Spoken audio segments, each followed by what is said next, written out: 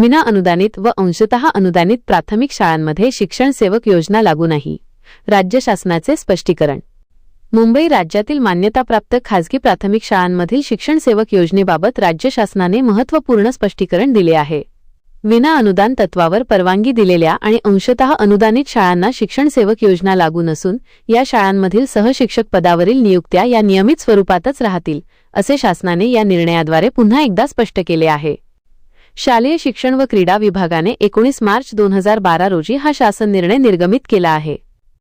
यापूर्वी राज्यात शिक्षण सेवक ही योजना केवळ 100% अनुदानित माध्यमिक शाळा, उच्च माध्यमिक शाळा, कनिष्ठ महाविद्यालये, अध्यापक विद्यालये आणि सैनिकी शाळांमध्ये सुरू करण्यात आली होती.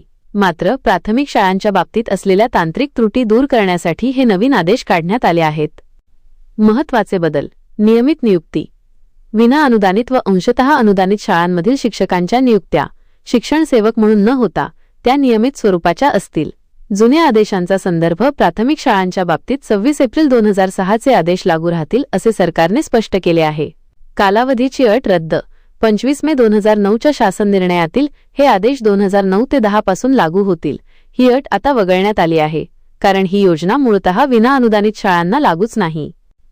हा निर्णय महाराष्ट्र शासनाच्या अधिकृत संकेतस्थळावर उपलब्ध करण्यात आला असून यामुळे खासगी प्राथमिक शाळांमधील शिक्षकांच्या नियुक्ती प्रक्रियेतील संभ्रम दूर होण्यास मदत होणार आहे. व्हिडिओमधील शासन निर्णय व परिपत्रक आपणास हवे असेल तर ते आपल्या शासन निर्णय व परिपत्रक या टेलिग्राम चॅनलवर उपलब्ध करून देण्यात आलेले आहे. त्या ठिकाणावरून आपण ते डाउनलोड करून घ्यावे.